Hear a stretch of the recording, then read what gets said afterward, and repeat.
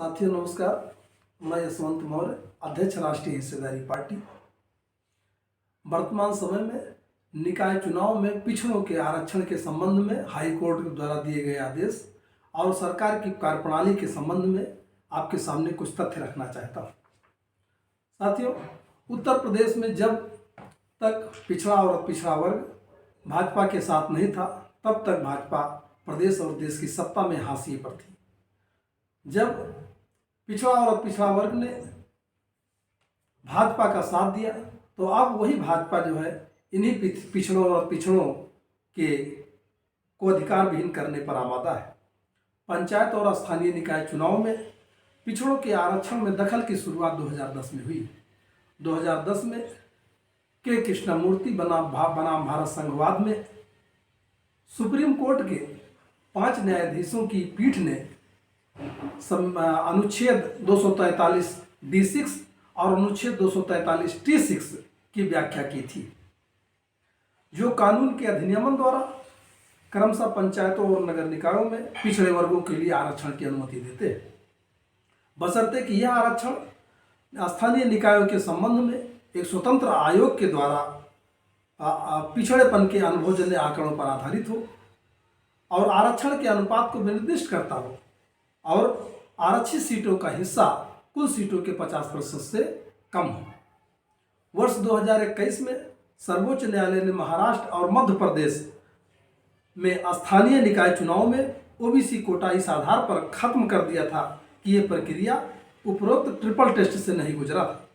किंतु इसी वर्ष 2021 में ही जब मध्य प्रदेश सरकार द्वारा गठित 3 सदस्यीय अन्य पिछड़ा वर्ग आयोग की रिपोर्ट सर्वोच्च न्यायालय में पेश किया, तो सर्वोच्च न्यायालय ने उस रिपोर्ट को स्वीकार करते हुए राज्यों को स्थानीय निकायों और पंचायतों में ओबीसी आरक्षण कोटा देने का निर्देश दिया।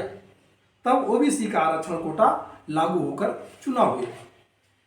आदरणीय पिछड़े मत पिछड़े वर्ग के साथियों, उत्तर प्रदेश सरकार के समक्ष जब सर्वोच्च न्यायालय के 2 आदेश 2010 और 2021 मौजूद थे कि ट्रिपल टेस्ट की प्रक्रिया का पालन किए बगैर पंचायत एवं स्थानीय निकाय चुनाव में जाने पर कोई भी रीट करके ओबीसी के आरक्षण को रोक सकता है, तो सरकार ने समय रहते उत्तर प्रदेश में ओबीसी को पिछड़ेपन के संबंध में ट्रिपल टेस्ट की प्रक्रिया को पूरा करने के लिए स्वतंत्र आयोग का गठन क्यों नहीं किया।